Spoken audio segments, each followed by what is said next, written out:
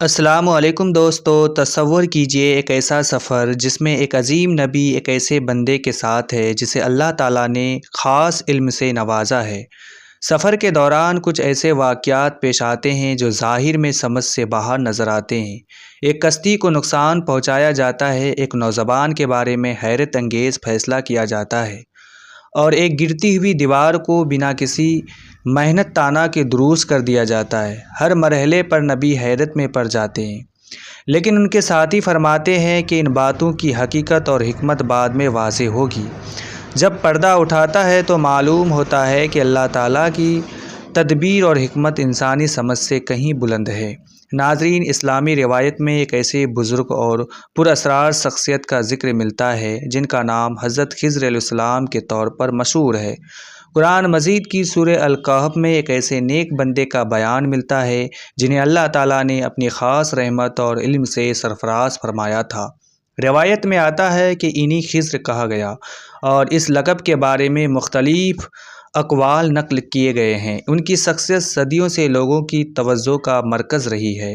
علماء اور مفسرین نے ان کے بارے میں مختلف پہلوؤں پر گفتگو کی ہے، جن میں ان کے علم، ان کی حکمت اور ان کی زندگی سے متعلق مسائل شامل ہے۔ لیکن ایک سوال ایسا ہے جو آج بھی بہت سے لوگوں کے ذہن میں موجود ہے: کیا حضرت خضر علیہ السلام آج بھی زندہ ہے یا ان کا دور گزر چکا ہے؟ اس مسئلے پر علماء کی کیا رائے ہے، اور قرآن و صحیح حدیث کی روایت کی روشنی میں ہمیں کیا معلوم ہوتا ہے؟ انشاءاللہ آج کی اس ویڈیو میں ہم اسی موضوع کو ادب، احترام اور علمی انداز میں سمجھنے کی کوشش کریں گے۔ ویڈیو کو آخر تک ضرور دیکھیں گا۔ دوستو، حضرت خضر علیہ السلام کے بارے میں ایک سوال صدیوں سے لوگوں کے ذہن میں موجود ہے: کیا انہوں نے واقعی آب حیات پیا تھا یا صرف مشہور روایتوں میں بیان کی جانے والی بات ہے؟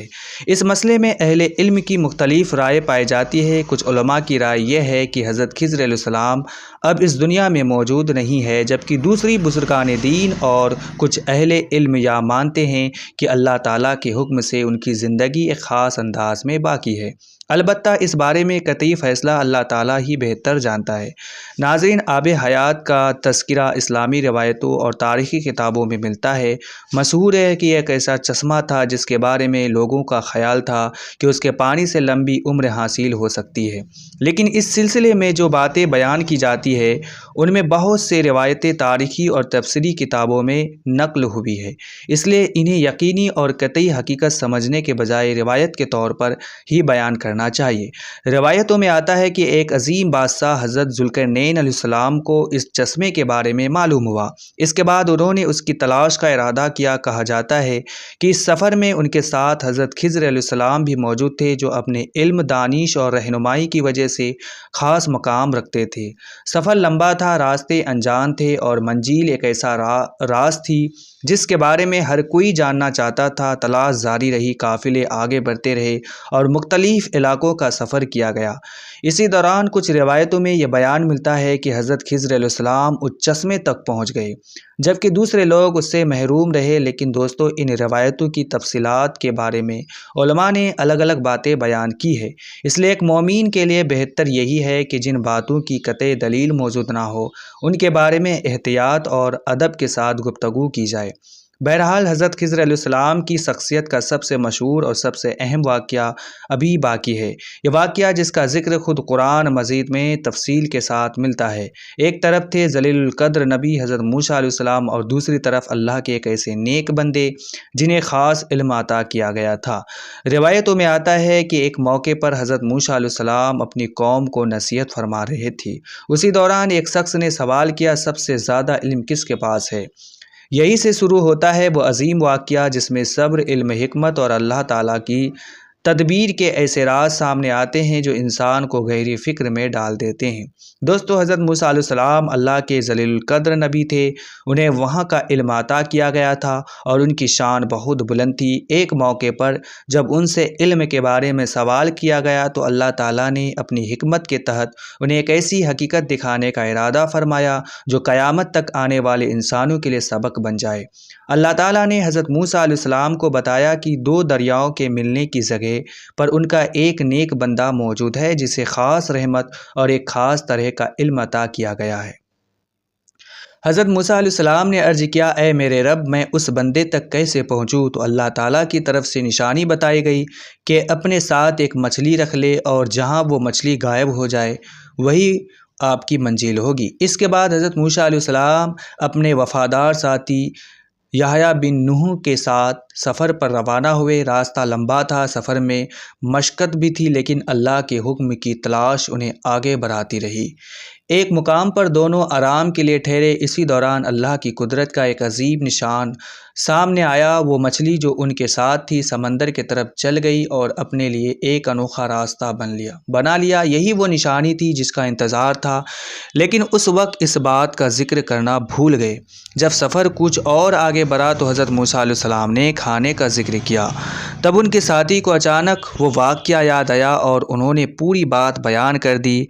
یہ سنتے ہی حضرت موسیٰ علیہ السلام سمجھ گئے کہ یہ وہ جگہ ہے جس کی طرف رہنمائی کی گئی تھی۔ دونوں واپس لوٹے اور وہاں پہنچ کر انہوں نے ایک نیک بندے کو پایا جنہیں اللہ تعالیٰ نے خاص فضل اور علم سے نوازا تھا۔ یہی حضرت خضر علیہ السلام تھے۔ ملاقات کے دوران حضرت خضر علیہ السلام نے فرمایا کہ اللہ تعالیٰ نے ہر ایک کو الگ الگ علم عطا فرمایا ہے۔ کچھ باتیں ایسے ہیں جو آپ کو سکھائی گئی ہے اور کچھ ایسے ہیں جن کا علم مجھے دیا گیا ہے۔ اس طرح اللہ تعالیٰ اپنے بندوں کو ان کی ذمہ داریوں اور مقام کے مطابق نعمتیں عطا فرماتا ہے۔ حضرت موسیٰ علیہ السلام نے بڑی توجہ اور ادب کے ساتھ عرض کیا کہ کیا میں آپ کے ساتھ رہ سکتا ہوں تاکہ جو علم اللہ نے آپ کو عطا فرمایا اس میں کچھ سیکھ سکوں؟ لیکن حضرت خضر علیہ السلام نے ایک اہم بات فرمائی، آپ میرے ساتھ صبر نہیں کر پائیں گے۔ یہ کوئی معمولی بات نہیں تھی، دراصل آگے ایسے واقعات پیش آنے والے تھے جن کی ظاہری صورت کچھ اور تھی، جبکہ ان کے پیچھے اللہ کی گہری حکمت چھپی ہوئی تھی۔ حضرت موسیٰ علیہ السلام نے صبر کا وعدہ کیا اور پھر دونوں ساتھ سفر پر نکل پڑے۔ کچھ دیر بعد وہ سمندر کے کنارے پہنچے جہاں ایک کشتی موجود تھی۔ کشتی والوں نے احترام کے ساتھ انہیں اپنے ساتھ سوار کر لیا۔ سفر شروع ہو چکا تھا، لیکن کسی کو اندازہ نہیں تھا کہ اب ایک ایسا واقعہ پیش آنے والا ہے جو صدیوں تک لوگوں کو حیرت میں ڈالتا رہے گا۔ دوستو، اب وہ لمحہ آ چکا تھا جب ان تمام باتوں کے پیچھے چھپی حکمت سامنے آنے لگی تھی جن کی وجہ سے حضرت موسیٰ علیہ السلام بار بار حیرت میں پڑ گئے تھے۔ حضرت خضر علیہ السلام نے فرمایا، اب میں آپ کو ان باتوں کی تفسیر بتاتا ہوں جن پر آپ صبر نہ کر سکے۔ سب سے پہلے انہوں نے کشتی کا ذکر کیا۔ فرمایا وہ کشتی کچھ غریب لوگوں کی ملکیت تھی جو اسی کے ذریعے اپنی روزی کماتے تھے۔ آگے ایک ظالم بادشاہ موجود تھا جو ہر صحیح سلامت کشتی کو زبردستی چھین لیتا تھا، اس لیے اللہ کے حکم سے میں نے اس میں ایک معمولی نقص پیدا کر دیا تاکہ وہ کشتی ان کی ملکیت میں باقی رہے اور ان کی روزی محفوظ ہو جائے۔ دوستو، جس چیز کو حضرت موسیٰ علیہ السلام نے نقصان سمجھا تھا دراصل وہ ان غریب لوگوں کی نجات کا ذریعہ بن گئی۔ پھر حضرت خضر علیہ السلام نے اس لڑکے کے بارے میں فرمایا، اس کے بارے میں اللہ تعالیٰ نے مجھے خبر دی تھی کہ اگر وہ بڑا ہوتا تو اپنے مومین والدین کے لیے سخت آزمائش کا سبب بنتا، اس لیے اللہ تعالیٰ نے اپنی حکمت کے تحت اس کے بدلے انہیں بہتر اور زیادہ نیک اولاد عطا فرمانے کا ارادہ فرمایا۔ یہ سن کر معلوم ہوا کہ جو بات انسانوں کی نظر میں بہت مشکل اور سمجھ سے باہر تھی اس کے پیچھے بھی اللہ تعالیٰ کی ایک گہری حکمت موجود تھی۔ اس کے بعد حضرت خضر علیہ السلام نے اس دیوار کا راز بیان کیا۔ فرمایا، جس دیوار کو میں نے سیدھا کیا اس کے نیچے دو یتیم بچوں کا خزانہ دفن تھا۔ ان کا والد ایک نیک اور پرہیزگار انسان تھا۔ اللہ تعالیٰ چاہتا تھا کہ جب یہ بچے جوان ہو جائے تب اپنے خزانے کو محفوظ حالت میں حاصل کرے۔ اگر دیوار گر جاتی تو لوگوں کو خزانے کا پتہ چل جاتا اور یتیم بچوں کا حق ضائع ہو جاتا۔ دوستو، ذرا غور کیجئے، اس نیک باپ کی نیکی کا اثر اس کی اولاد تک پہنچ رہا تھا۔ اللہ تعالیٰ ان کی حفاظت کے ایسے اسباب پیدا فرماتا ہے جن کا انہیں خود بھی علم نہیں تھا۔ آخر میں حضرت خضر علیہ السلام نے فرمایا کہ میں نے یہ سب اپنے اختیار سے نہیں کیا، یہ سب اللہ تعالیٰ کے حکم اور اس کی دی ہوئی رہنمائی کے مطابق تھا۔ دوستو، یہی اس پورے واقعہ کا سب سے بڑا سبق ہے۔ انسان اکثر حالات کی ظاہری صورت دیکھ کر فیصلہ کر لیتا ہے، لیکن اللہ تعالیٰ ہر چیز کے انجام اور حقیقت کو جانتا ہے۔ کئی بار جس بات کو ہم اپنے لیے مصیبت سمجھتے ہیں اسی سے ہماری بھلائی چھپی ہوتی ہے، اور کئی دفعہ جس چیز کو ہم نقصان سمجھتے ہیں وہ اللہ کی طرف سے رحمت ثابت ہوتی ہے۔ یہی وجہ ہے کہ مومن ہر حال میں اپنے رب کی حکمت پر بھروسہ رکھتا ہے، کیونکہ اللہ تعالیٰ کا ہر فیصلہ علم، انصاف اور رحمت پر مبنی ہوتا ہے۔ دوستو، جب حضرت خضر علیہ السلام نے دیوار کا راز بیان کیا تو معلوم ہوا کہ اس کے نیچے 2 یتیم بچوں کا خزانہ محفوظ تھا۔ اللہ تعالیٰ چاہتا تھا کہ جب وہ بچے بڑے ہو جائے تب اپنا مال خود حاصل کرے۔ اس طرح ایک معمولی دکھائی دینے والے کام کے پیچھے بھی اللہ تعالیٰ کی کتنی بڑی حکمت موجود تھی۔ اس کے بعد حضرت خضر علیہ السلام نے فرمایا کہ یہ سب میں نے اپنی مرضی سے نہیں کیا بلکہ اللہ تعالیٰ کے حکم اور اس کی رہنمائی کے مطابق کیا۔ دوستو، یہیں سے پورے واقعہ کا سب سے بڑا سبق ہے۔ انسان اکثر حالات کو اپنی سمجھ کے مطابق دیکھتا ہے، جبکہ اللہ تعالیٰ ہر چیز کے انجام اور اس کے چھپے ہوئے پہلوؤں کو جانتا ہے۔ کئی بار جس بات کو ہم اپنے لیے مصیبت سمجھتے ہیں اسی میں ہماری بھلائی اور رحمت چھپی ہوتی ہے۔ حضرت موسیٰ علیہ السلام جیسے جلیل القدر نبی کو بھی ان واقعات کی حکمت اسی وقت معلوم ہوئی جب اللہ تعالیٰ نے اسے ظاہر فرمایا۔